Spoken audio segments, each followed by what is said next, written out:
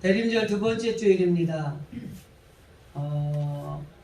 우리가 잘 아는 것처럼 대림절은 이 초림 예수님이 오신 날, 그날을 기념하기 위해서 성탄절을 기점으로 4주간 동안에 지키는 절기입니다.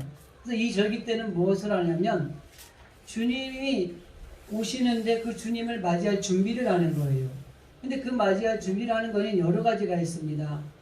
회개, 그리고 그 주님을 만날 마음의 자세, 그리고 태도, 이런 것들을 우리가 준비하는 것입니다. 그래서 여러분들이 다시 오실 예수님을 우리가 맞이하게 될 때에 그 예수님이 우리에게 잘했다 칭찬받는, 그리고 마지막 때 주님의 그 부름에 또 인침을 받는 그런 자녀가 되기 위해서 주님이 오시는 그날을 기대하면서 늘 그 절기를 지키고 있는 것이 대강절입니다. 이 대강절 절기에 우리가 올해는 특별히 예수님 맞을 준비를 잘 해보자. 그래서 예수님 맞을 준비라고 하는 주제 아래서 4가지 정도를 좀 말씀을 나누면서 우리가 예수님을 잘 맞는 준비를 했으면 좋겠다. 그래서 지난주에는 첫 시간으로 예수님 맞을 준비는 비움과 채움이라는, 이 비움과 채움이라는 새로운 변화라는 것을 말씀을 드렸습니다. 재개발과 재건축의 차이, 그리고 리모델링과 집을 완전히 짓는 것과의 차이라는 말씀을 좀 드렸었는데, 이 비움과 채움이라고 하는 건 완전한 변화, 재창조를 의미하는 것입니다. 그래서 우리 마음속에 비워야 될 것들은 비워야 되고, 그리고 우리 마음속에 비워진 곳에 새로운 것으로 채워야 될 것을 말씀을 드리면서, 비워야 될 것은 옛 것들, 세상적인 것들, 이런 것들은 우리 가운데 있는 것들을 다 비워내야 된다. 그리고 그 비워진 곳에 새 생명으로 채워야 된다. 그리고 그 채워진 것이 바로 우리가 주님을 맞이할 준비를 하는 중요한 요소다. 이런 말씀을 드렸죠. 그런 것처럼 먼저 주님이 오심에 감사하시고, 우리 마음에 비워야 할 것은 과감하게 비워버리고, 비워놓고 있으면 어떻게 된다고요? 나갔던 귀신이 돌아다니다가 갈 곳이 없으니까 다시 와봤더니 깨끗하게 정리는 되어 있는데 텅텅 비어 있으니까 7명의 친구들을 데리고 들어오니까 이전보다 더 악해졌다, 더 어려움을 당하게 되었다. 이게 성경의 말씀이잖아요. 그래서 이 비워진 자리에는 비워두면 안 되고 새 생명, 예수님, 복음, 진리, 이거를 채워 넣어야 다른 것이 들어올 수가 없는 거죠. 병따개를 가득 찬 걸 처음 따면 우유도 그렇고 이렇게 가득 차 있잖아요. 거기다가 더 부으면 넘쳐나게 되죠. 그런데 다 먹고 난 다음에 빈통을 놔두면 거기다가 물을 담기도 하고요, 또 재활용해서 커피를 담기도 하고 음료수를 담기도 해요.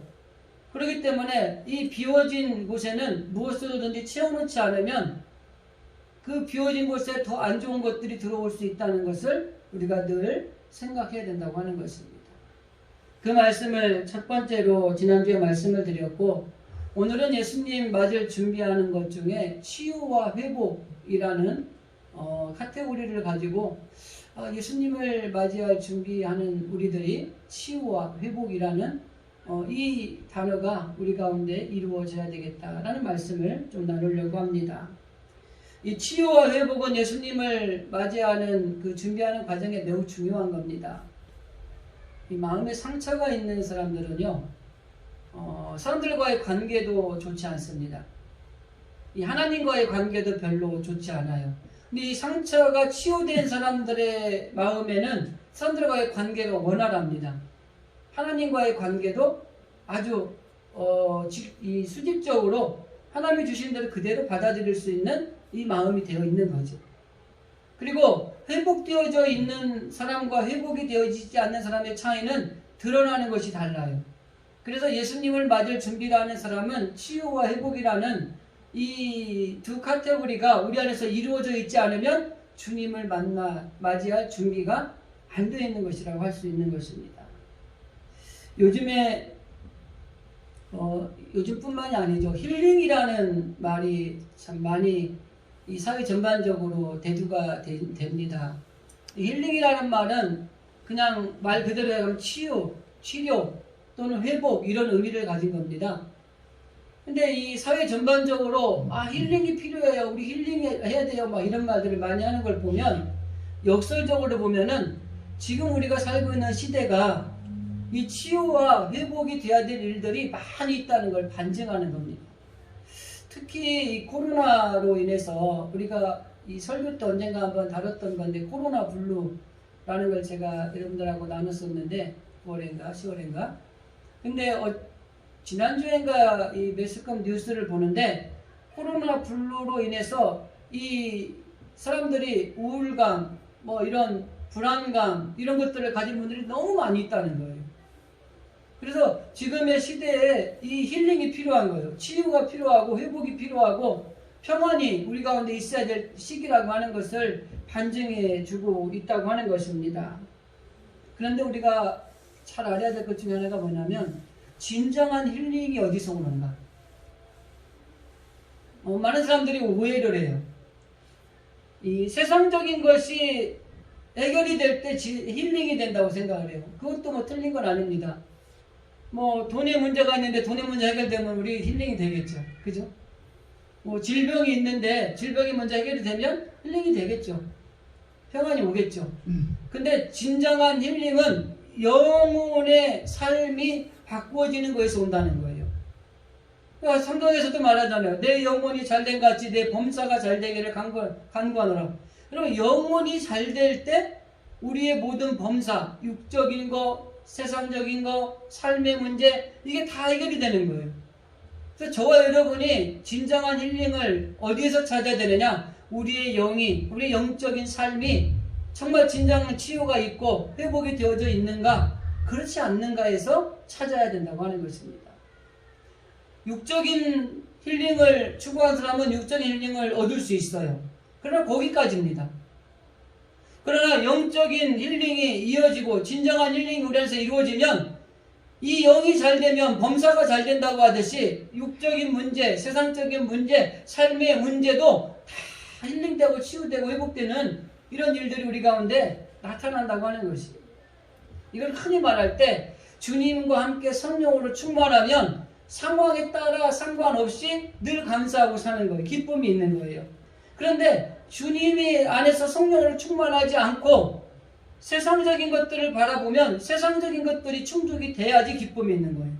그럼 거꾸로 얘기하면 세상적인 것들이 충족이 안 되면 기뻐할 수 없는 거예요. 그런데 우리가 성령으로 충만하면 이 세상의 것이 채워지지 않던 우리는 기뻐할 수 있는 것입니다. 이게 진정한 힐링의 모습이라고 하는 것이죠. 그래서 예수님께서도 그 요한복음 6장에서 이렇게 말씀합니다. 내가 진실로 진실로 너희에게 이르노니 너희가 나를 찾는 것은 표적을 본 까닭이 아니요 떡을 먹고 배부른 까닭이로다. 썩을 양식을 위하여 일하지 말고 영생하도록 있는 양식을 위하여 하라. 이 양식은 인자가 너희에게 주리니 인자는 아버지 하나님의 인치심을 받은 자니라.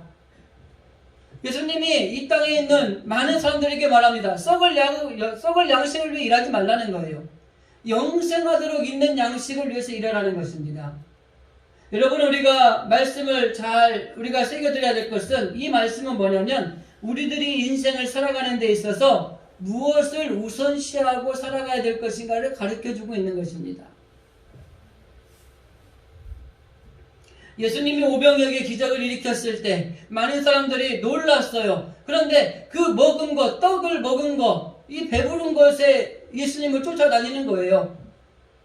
현상만 보는 거예요. 실제적인 상황만 보는 거예요. 그 하나님의 아들이 어떻게 우리를 통해서 역사하시고 말씀하시는지를 깨닫지 못하는 거예요. 그러니까 눈에 보이는 걸 쫓아 현실적인 것을 따라가는 것을 썩을 양식을 위해서 일하는 것이다 라고 비유하고 있는 것입니다.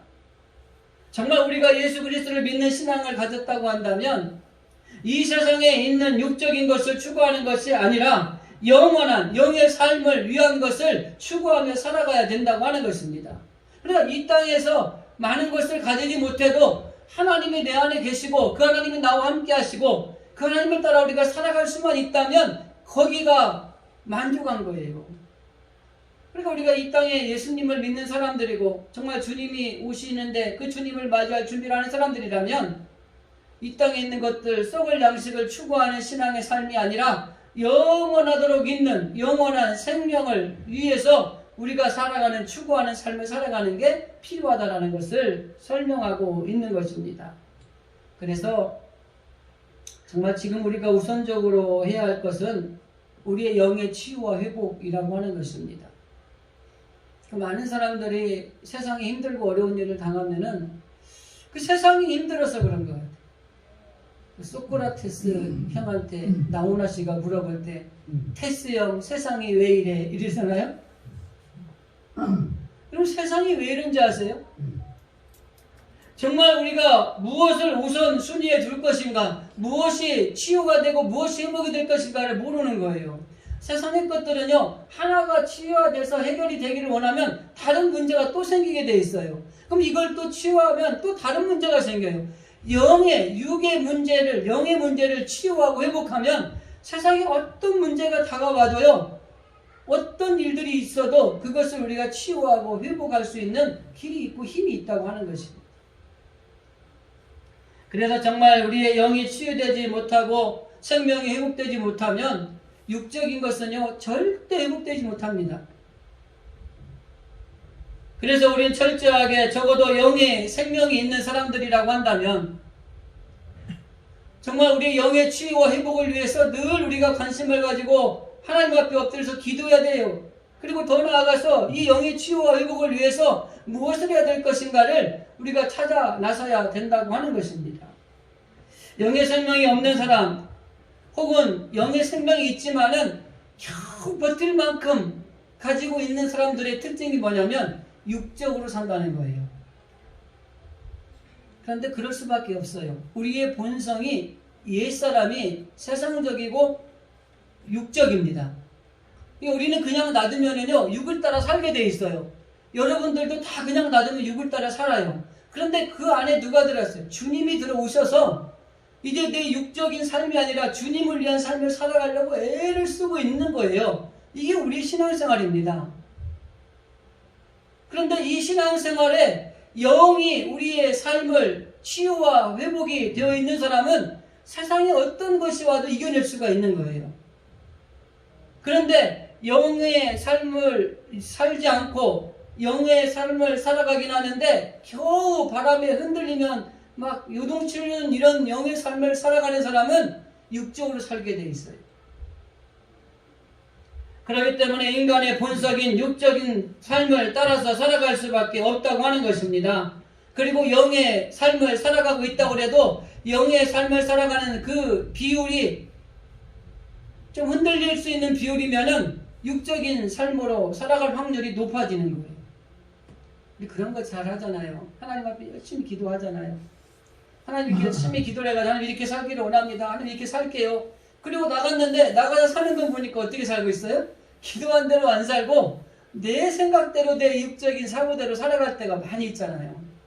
저도 오전에 나와서 교회에 있다가 기도할 때는 막 성령 충만해요. 밥 먹으러 가가지고요. 밥 먹다가요.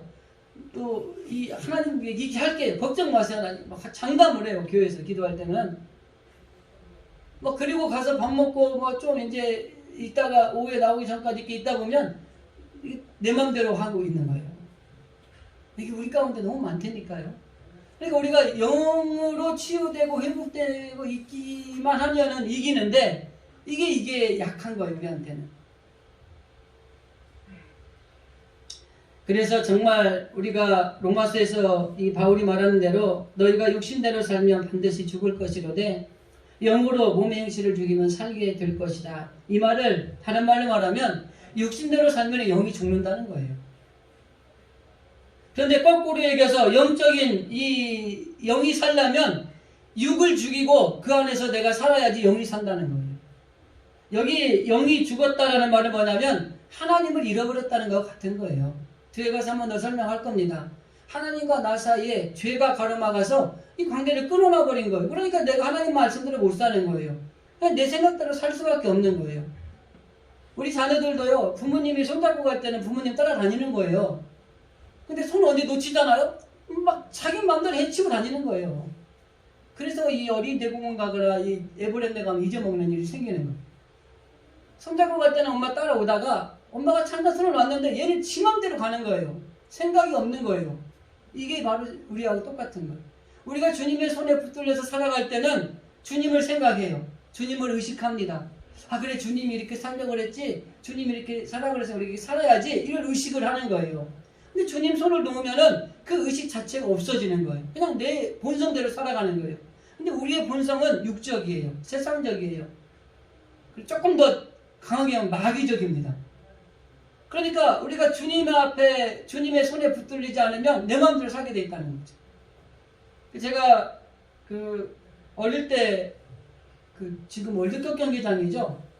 거기서 우리 둘째 딸 잊어먹었었어요. 식구들이 다 같이 갔는데 이거 없어진 줄 모르고 갔는데 전화가 온 거야. 애가 울고 있는데 전화해달라고 했다고. 그때 잊어버렸으면 지금 없을 텐데. 똑똑해가지고 내 전화번호를 기억을 해가지고 지나가는 아줌마인지 아저씨한테 전화를 해주라고 그래갖고 찾았어요. 이 우리의 모습일 수 있다는 거죠.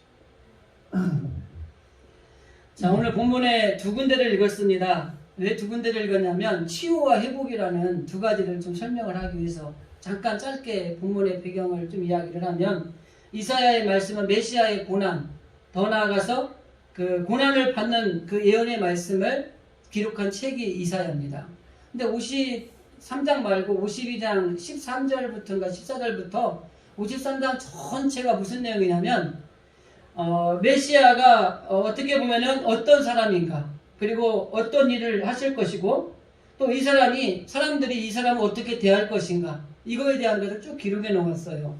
그리고 우리가 오늘 읽은 3절의 본문의 말씀은 예수님이 특별히 고난을 당하는 이유가 무엇인가, 그리고 그 고난을 당하는 예수님을 사람들은 어떻게 대하는 태도에 대해서 설명을 해놓은 겁니다. 근데 이 안에 보면은 뭐가 있냐면 하나님의 놀라운 사랑이 들어있어요. 4절, 5절, 6절의 마지막 부분을 보면 우리는 다 양 같아서 그릇 행하여 각기 새 길로 갔거늘 여호와께서는 우리 모두의 죄악을 그에게 담당시키셨도다. 그 당시 예수님을 십자가에 못 박고 예수님을 핍박하고 조롱하고 이 했던 사람들은요, 그게 당연하다고 생각을 했어요.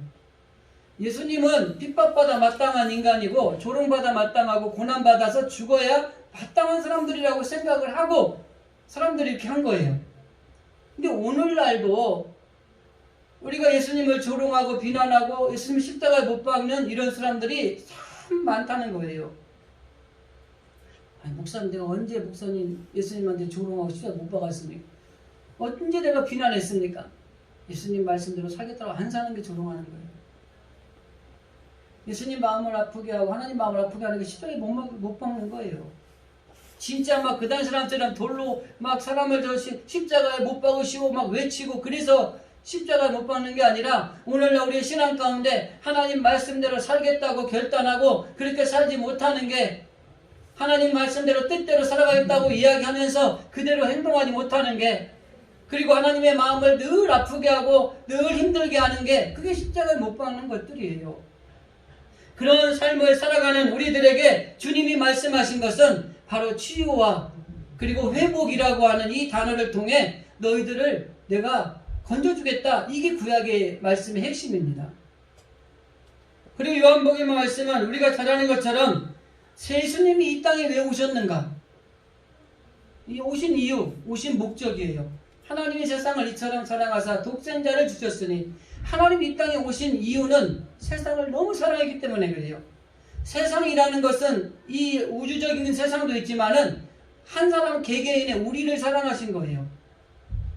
나 하나를 사랑하는 거예요. 나를 사랑하셔서 하나님이 이 땅에 오셨어요. 그 뒤에 뭐라고 말씀합니까? 이는 그를 멸망치 않고 영생을 얻게 하심이라. 왜 이 땅에 예수님이 오신 목적이 뭐냐? 잃어버린 생명을 찾게 하기 위해서 예수님이 이 땅에 오신 거예요.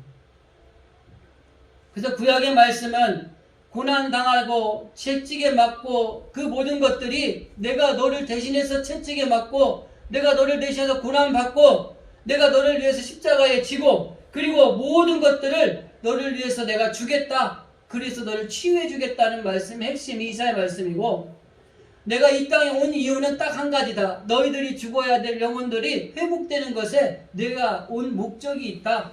그 말씀을 하고 있는 것입니다.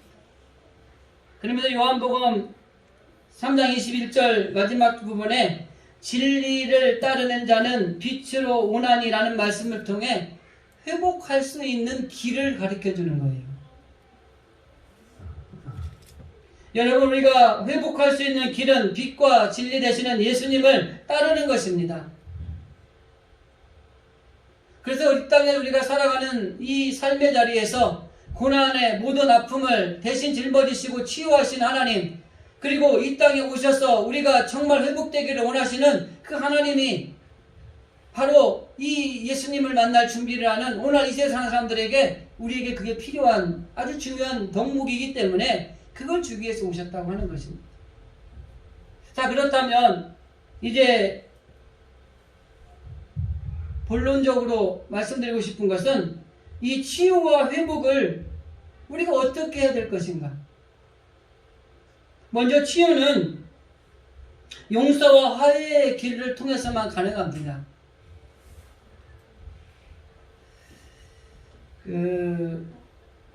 제가 상담할 때 만났던 사람 이야기를 하나 익명이니까 해도 될 것 같습니다. 이름을 밝히진 않고 그 어린 시절에 이 따돌림을 당하면서 자란 사람이 있었어요. 그런데 이분이 나한테 온 건 뭐냐면 자기는 늘 모든 게 자신감이 없고 늘 열등감에 빠져 있는 거예요. 뭐 못나지도 않았어요. 뭐 배울 만큼 배웠고 공부할 만큼 했고 좋은 뭐 직장 다니고 괜찮아요. 그런데 늘 자신감이 없고 열등감에 빠져 있는 거죠. 그 얘기를 들어봤더니 그 어릴 때 이 따돌림을 당하면서 그때 너무나 어려움을 당해서 이 자존감에 또 열등감에 빠져 살았던 거예요.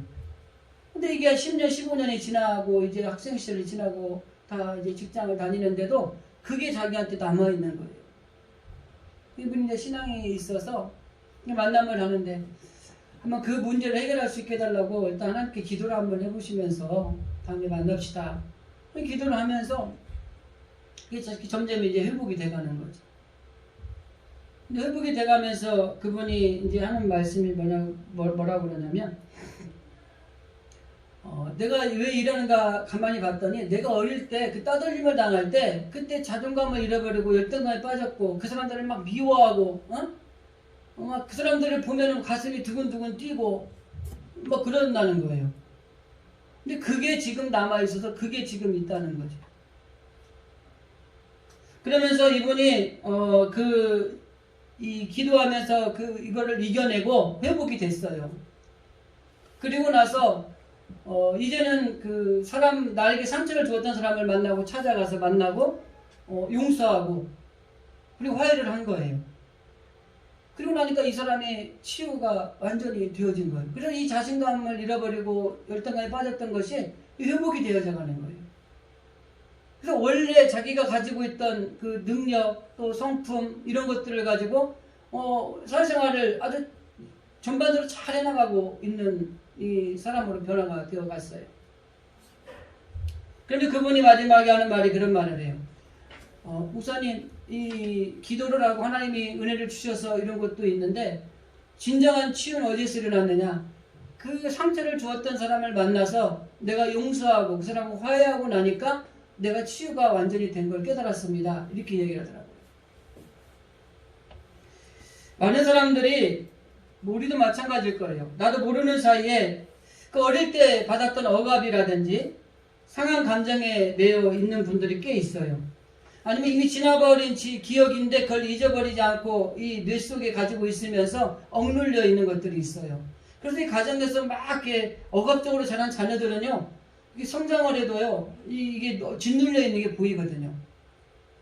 그런데 이 힘들게 했던 이런 것들, 뭐 사람이 될 수도 있고 환경이 될 수도 있고 아니면 어떤 나에게 영향을 주는 어떤 것이 될 수도 있어요. 이런 것들을 해결하지 않으면 온전한 치유가 되지 않는다는 것입니다. 그래서 우리 가운데 자신감, 열등감 이런 것들을 이겨낼 수 있는 것은 매우 중요한 요소라고 하는 것이죠. 과거를 매이게 하는 것이 어떻게 보면 사단의 강력한 역사 중에 하나입니다. 그렇기 때문에 여러분, 이 악한 사단의 세력은 늘 부정적이고 그 다음에 늘 적대적으로 모든 걸 대하게 만들어서 다툼이 일어나게 하고 상처가 있게 하고 또 아픔을 가지게 하는 이 일을 하는 게 사단의 하는 일 가운데 하나예요. 근데 하나님이 하는 건 뭐냐면 용서하고 화해하기를 원하시는 거예요. 정말 우리의 영이, 우리의 삶이 치유가 되기를 원한다면 용서와 화해의 삶이 필요하다고 하는 것입니다. 그것을 대표적으로 보여준 분이 예수님이세요. 자기를 향해 십자가를 지게 만드는 그들을 향해 그들의 죄를 오히려 사해달라고 용서하고 그리고 십자가를 지심으로 하나님과 인간의 사이에 모든 죄를 화목케 하심으로 온전한 치유가 있게 하신 이 사건이 바로 십자가의 사건이라고 하는 것입니다. 그래서 정말 우리가 중요한 것은 우리의 삶의 자리에 용서와 화해를 통한 진정한 치유가 이루어져야만이 삶의 자리도 평안합니다. 우리의 영도 이 용서와 화해를 통한 치유가 이루어질 때에 거기에 진정한 하나님의 은혜가 임하게 되는 거예요. 이 마태복음 5장에 보면은 이러한 사실에 대해서 예수님이 이렇게 말씀하십니다.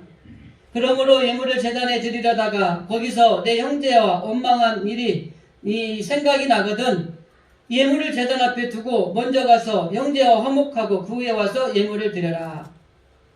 이 말은 한마디로 말하면 사람과의 관계가 해결되지 않으면 하나님과의 관계도 해결되지 않는다는 것입니다. 그러므로 우리는 나를 힘들게 하고 나를 고통스럽게 하는 사람들을 용서하고 화해하는 것이 하나님이 나의 이 상처난 곳을 치유하시는 비결이고 그로 인해서 내가 자유할 수 있다는 것을 우리가 알아야 되는 거예요. 저와 여러분이 모든 삶의 자리에서 다 화목하다고 생각하십니까? 만일 그렇지 않으면 열리를 제껴놓고 용서하고 화해하는 이 화목을 하는 일에 앞장서서 먼저 행하셔야 됩니다. 마태복음 18장에 보면은 1만 달란트를 탕감받은 종의 이야기가 나옵니다. 돈이 너무 빚을 졌는데 이 갚을 길이 없어서 주인한테 하소연을 한 거예요. 주인이 너무 안타까우니까 탕감을 해준 거예요. 용서해 준 거예요. 그런데 이 사람이 가다가 100데나리온 빚진 사람을 만난 거야.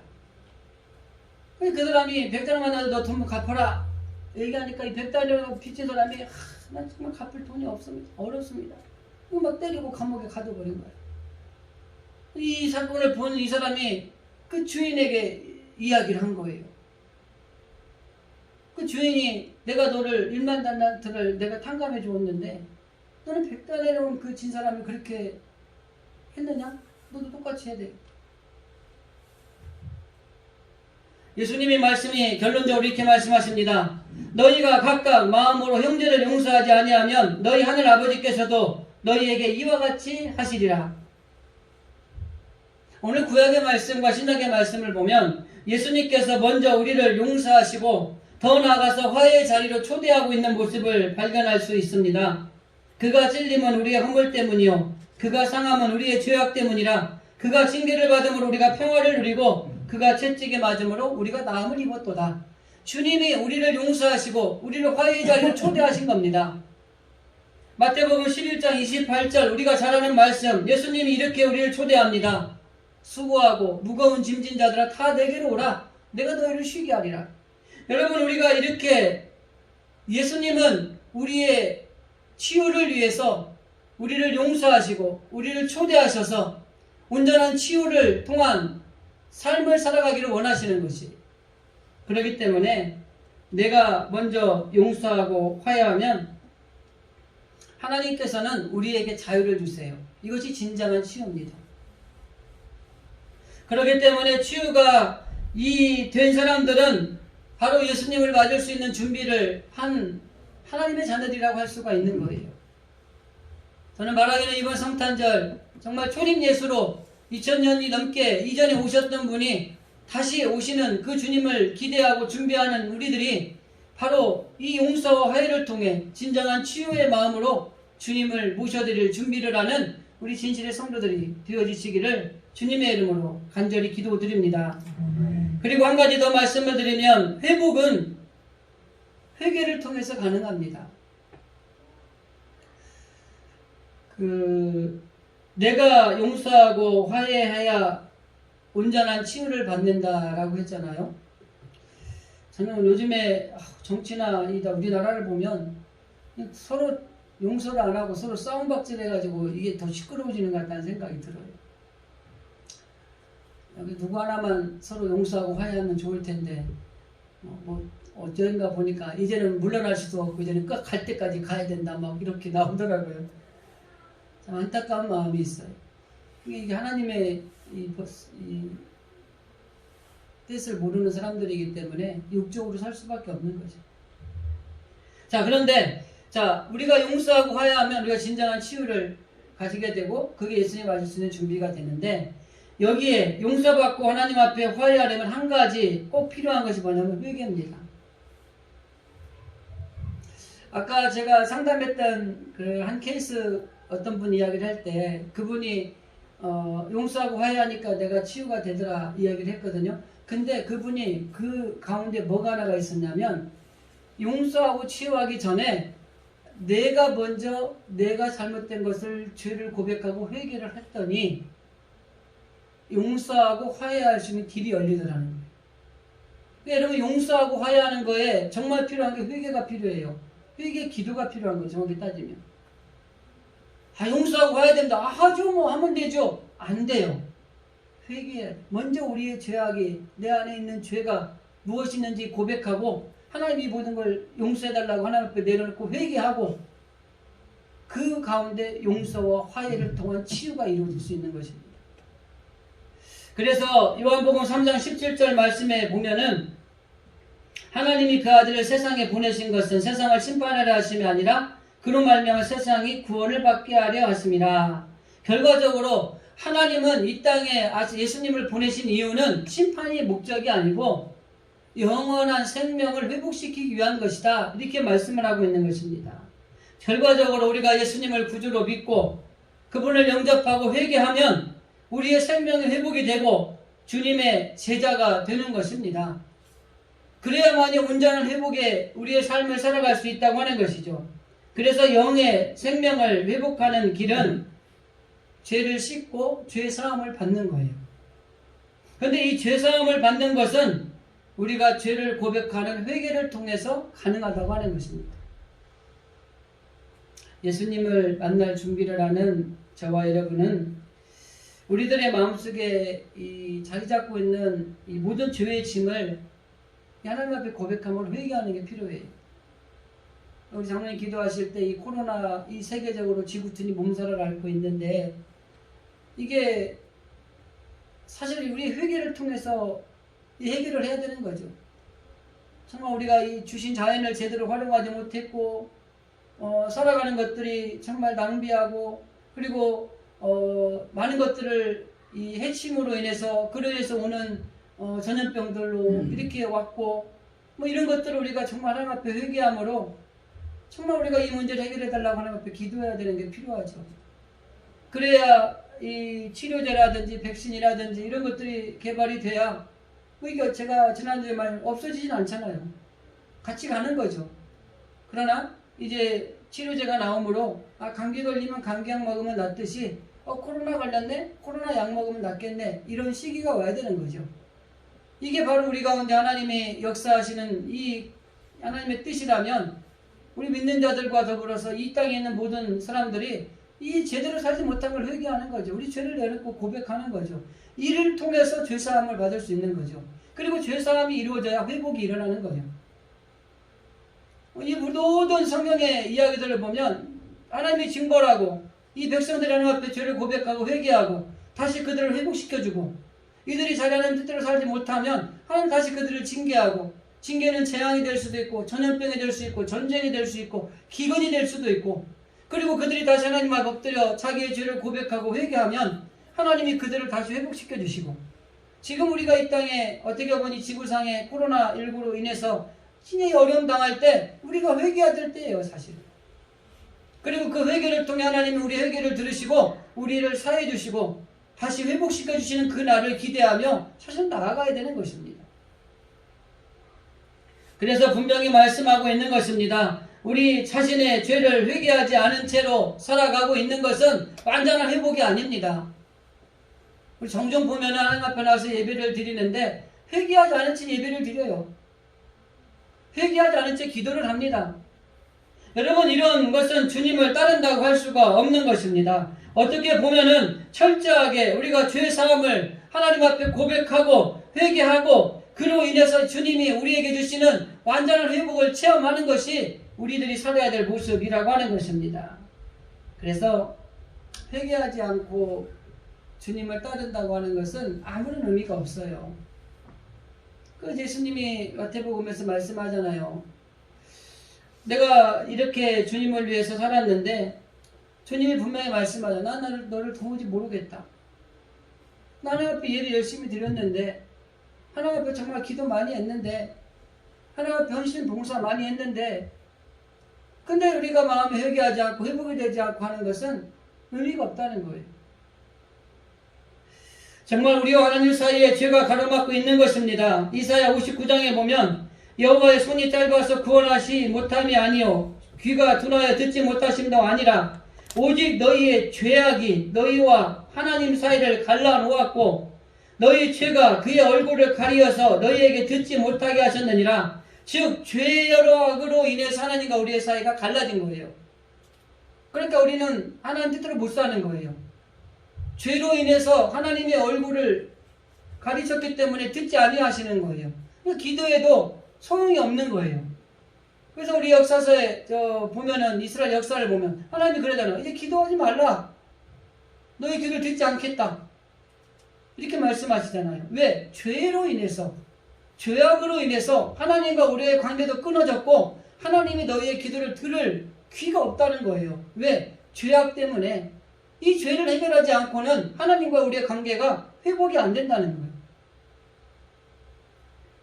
그러나 우리가 회개하지 않는 그대를 가지고 하나님과의 관계가 끊어지면 결과적으로 죄로 인해서 우리가 우리의 생각대로 살아갈 수 있는 길이 열려지게 된다고 하는 것입니다. 그래서 예배를 드려도 하나님이 기뻐하는 예배를 드리지 못하는 거예요. 죄가 가로막고 있기 때문에 기도하려고 해도 기도가 안 되는 겁니다. 더 나아가서 성령 충만하게 신앙생활을 하려고 해도 이 죄악에 가로막혀 있어서 성령 충만한 신앙생활을 할 수가 없는 거예요. 딱 그 이유는 한 가지입니다. 하나님과 우리의 관계가 끊어졌기 때문이에요. 그래서 이 관계를 회복해야 되는데 그 회복은 뭐예요? 죄악의 문제를 회개함으로 회복이 될 수가 있는 것입니다. 그래서 우리가 가끔 보면은 오해하는 것 중에 하나가 막 잘못한 것들도 내가 시간이 지나고 기억하지 못하는 잊어버린 걸로 생각하잖아요. 근데 하나님이 잊어버려야 돼. 그럼 우리 그런 거 있어요. 나는 잘못하고 난 시간 지나면 잊어먹었어. 근데 상대방은 기억을 하고 있어. 그럼 그게 끝난 게 아니잖아요. 그죠? 자기만 좋은 거죠. 근데 우리 마찬가지예요. 우리만 잊어먹었다고 끝난 게 아니라 하나님이 기억하고 계세요. 하나님이 잊어버리게 하는 방법은 뭐예요? 회개하는 겁니다. 하나님 내가 이렇게 죄악을 잘못했네요. 하나님 용서해 주십시오. 회개할 때 하나님도 잊어버리세요. 그 일에 대해서. 내 모든 죄를 구하면 내가 사해 주겠다. 사해 주고 난 다음에 다시 기억도 아니하신 하나님이세요. 그런데 그 죄를 회개하지 않으면 하나님이 기억하고 계세요. 우리는 잊어버렸을지라도. 여러분 잘못한 거에 대해서는요. 다 잊어먹지 말고 회개하셔야 돼요. 그래야 하나님이 잊어버려야지 끝나는 거예요. 나는 해결됐어도 상대방이 해결되지 않으면 해결되지 않은 거예요. 상대방하고 나하고 동일하게 해결이 돼야지 해결되는 겁니다. 죄는 신속하게 회개하고 신속하게 처리하고 버리는 게 중요한 겁니다. 말씀을 정리하면서 한 말씀만 하고 말씀을 정리하겠습니다. 예전에 중독 상담할 때 중독인 분을 상담한 적이 있어요. 근데 이분이 술 중독이었는데 하나님 은혜로 어떻게 끊었어요. 그런데 자기가 다니는 술집 앞을 지나가는데 못 참겠더라는 거예요. 그래서 이분이 고민하다가 그 옆에 슈퍼에 가서 우유를 배불리 먹고 그 술집 앞을 지나갔더니 괜찮더라는 거예요. 술 생각이 안 나더라는 거예요. 죄악을 버려야 우리가 완전한 회복으로 자유할 수 있습니다. 지난주에 말씀드린 것처럼 우리가 세상적인 것들이나 욕심적인 욕망에 무너지는 경우를 보면은 우리의 마음이 주님으로 채워져 있지 않고 다른 세상적이나 욕망적인 것으로 채워져 있기 때문에 무너지는 경우가 많아요. 그렇기 때문에 정말 중요한 것은 버려야 될 것은 과감하게 버려버리고 다른 걸로 채워야 돼요. 이 사람이 술을 끊고 술집 앞을 지나가니까 술이 갈증이 나게 생각이 났는데 우유로 배를 칵 채우고 나니까 술 생각이 안 난 거예요. 이겨냈다고 하는 거죠. 그래서 아주 지혜롭게 잘하셨다 그랬어요. 여러분, 술 중독들이 완전히 끊기가 굉장히 어렵거든요. 그걸 완전히 끊고요. 신앙생활 잘하고 있습니다, 지금. 근데 여러분, 우리 가운데 이 세상 것들로 이렇게 들어와 있을 때 우리가 이겨내지 못하는 게 많아요. 그래서 비울 건 비우고 주님의 것을 채우고. 그래서 우리가 하나님의 나라를 온전히 이뤄나가는 우리들이 되어야 되지 않을까 하는 생각을 합니다.